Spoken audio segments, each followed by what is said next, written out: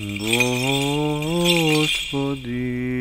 Исусе Христе, Сине Божий, помилуй меня грешного.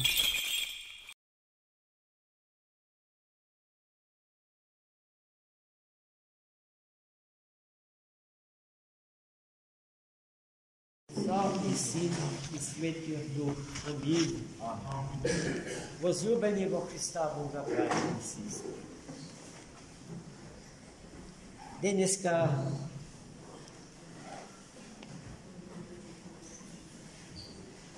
ја приведохме кон крај втората недела од Великиот Пасхален пост. Имајќи ја помошта Божија и изобилието на благодатни божествени енергии, дарени од Духот Свет, ние лесно ќе кориме низ пустите предели од нашето собствено битие, онака како што старозаветниот избран народ 40 дена поминуваше низ пустините од тамошните географски простори за да стигне до ветената земја, а нашиот Господ Исус Христос на гората на искушенијата помина 40 дена во пост и во молитва, без да вкуси трошка леб и без да прими капка вода по себе си. И тој молитвен жертвопринос го принесе Господ за наше спасение и за спасението на светов. И ние сега поминуваме низ таа 40 дневница, низ кој што стариот Израел и нашиот Бог и Спасител Христос поминува заради нас и нашето спасение. Во овој ист ден славиме две големи светила на Црквата Божја. Светиот Григорий Палама, архиепископ Солунски чудотворец, кого што во црковната литература го знаеме уште и под името татко на светите исихасти. Исихазмот е цело едно духовно движење од почетокот на 14. век, особено практикувано и застапувано од светите атонски старци, кои што биле погрешно интерпретирани од рационалните и академските кругови на западното христијанство, чиј представник бил богословот Вароам од Калабрија, Вароам Калабриски. Свети Григорий Палама чудотворец застана во одбрана на светите исихасти и ги напиша неговите прочуени три тријади во одбрана на светите атонски тихователи. Но свети Григорий Палама е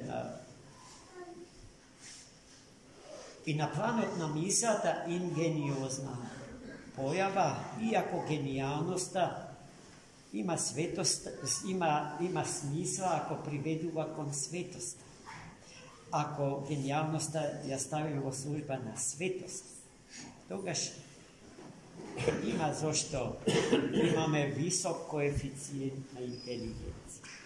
Без тоа попусто се фалиме со тоа, бидејќи со таа дарба Божја нема да го градиме и надградуваме светот во кој што живееме, туку ќе го упропастуваме. И ние сме сведоци токму на тие разградбени процеси на во светот на мундиалистите, како што себе си се нарекуваат поинаку сатанисти. Свети Григорий Палама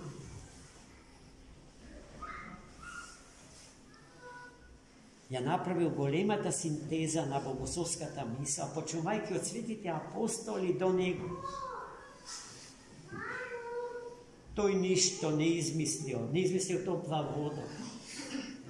Ali iskustото на сите свети и до него или пред него ги собрал на едно место и во согласно со христијанскиот категоријален систем на вредности ги распределил.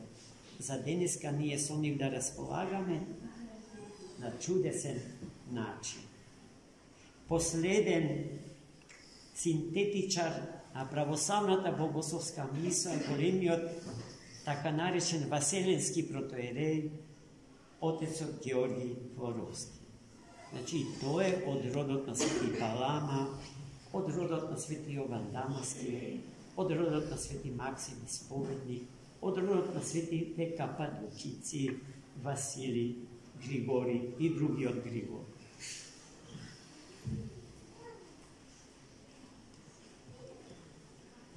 Свети Григорий Палама е таткото на монасите кои што го соградиле и нашиот Калишки манастир. И сите пештерски цркви околу Охридското езеро и на сите други наши езера, Преспанско, Дорганско. Но и во големите карпески предели, какви што се Богомила, слични на нив, планински предели, во нив и се предавале на тишината, на тихованието, исихија. Од тука произлегува името на духовното движење исихаза. Но сето тоа се разбира, заслужува огромно внимание, а за нив не можеме просто со два збору да поминиме. Јас ви препорачувам житијата на денеславиот Свети Григорий да го исчитате. Тоа само по себе многу ќе ви каже. Потоа го славиме светиот архиепископ Ерусалимски Кирил, кој што живеел веднаш после првиот Васеленски собор за време на императорот Теодосиј Велики, а Теодосиј Велики бил после светиот император Константин Велики и неговиот син Констанци. Светиот Кирил бил голем подвижник, постник, молитвеник, ама и мислите рамен на Свети Григорий Палама живеел 9 векови пред него. Тој е автор на две познати теолошки творби, малите и големите катихези. Во малите катихези светителот Кирил им помага на катехумените да се подготват да примат крштевање, да се крстат со вода и Дух Свети, да станат вистински христијани. А со големите катехези ги подучува ново просветените, ново крстените, да го постигнат растот Христов. Катехезите на Свети Кирил Ерусалимски и денес се исто толку актуелни колку и тогаш кога ги напишан. А и тоа што треба да се каже во врска со катехезите, а важи за нашево време, е следно. Во времето на Свети Кирил Ерусалимски не било доволно некој да посака да се крсти, како што е тоа за жал денес. Туку, оно што сакал да прими христијанство, морал да помине низ училиште, да се подготви за тоа, да се стекне со солидно знаење за светата тајна крштевање и за светата тајна причесна. Во првите векови од христијанството акцентот се ставал на трите свети тајни: крштевање, миропомазание и причество.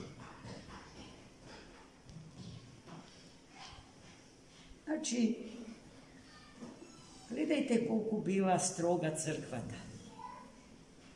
Koliko ne bilo možda prosto da se stane hristina. Za da se stane to, trebalo da se ima čvrsta volja, želba, rešenost i da se prihvatat uslovite što crkva te je poslužovala za to. Mislim, дека и нашево време е зрело за истите тие услови. Мораме да поминеме низ катихетската школа, да се стекнеме со солидно богословско познавање за својата вера, за својата православна вера. Да доди потоа да се крсти. Во древната црква, на која што и припаѓа денеславениот свети Кирио Ерусалимски, се негувала така наречената дисциплина аркана. Дисциплина аркана значело просветените на непросветените, да не им зборуваат за тајните на верата, бидејќи оној покрстен, што тоа го правил со некрстениот, наликувал на некој кој што бисери им фрла на свињи. Тоа што е најскапо, тоа за што цена нема, не сме да се изложува на бласфемија, на обесветување. За него, за тие вредности, вели свети Григори Велики, човекот треба да порасне до нивните височини, а не ни да ги спуштаме на човечките низини од некрстени. Исто така денеска, браќи и сестри, читавме на прекрасно евангелско четиво, во кое што чувме совршено јасно за тоа каков е соодносот помеѓу гревот, болеста и смртта. Ајде да се сетиме на средбата што имаше Христос со фатени, колко што 4 силни мажи го носеле во носилка и во неможност да влезат низ портите и да го принесат пред Христа зарад огромниот народ што беше се собрал во Капернаум, во куќата во која што Христос одседна. Тие се качиле на кровот од куќата, го раскопале кровот и болниот го спуштиле пред нозете Христа. И кога Христос ја виде нивната вера, му кажа на болниот: ти се проштеваат гревовите. Това е многу важно. Значи, ова мисла Христова, овој гест Христов е најважен, за да го разбереме, да разбереме пораката запишана во денешното евангелско четиво.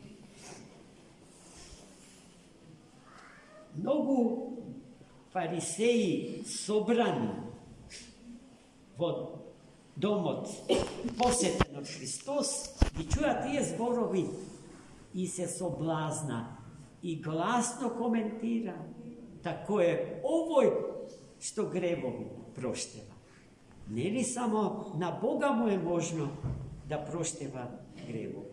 Очигледно биле слепи од гревот свој, за да не можат да го познаат Христа Господа како вистински Бог. Христос како серцевиедец, како некој кој што ги познава срцата наши, тоа го чу и го осозна. И му пати прашање на учените евреи: полесно ли е да се каже ти се проштеваат гревовите, или да се каже стани, земи го ударот свој и оди си дома? Ама за да знаете, дека Бог има власт над се што е создадено, над животот, а со самото тоа и над болестите кои што приведуваат во смрт.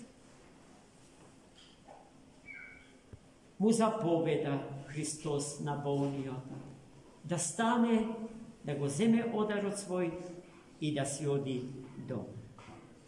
Зошто Христос почна со зборовите ти се проштеваат гревовите? Затоа што, браќи и сестри, причина за болеста на тој човек беше гревот.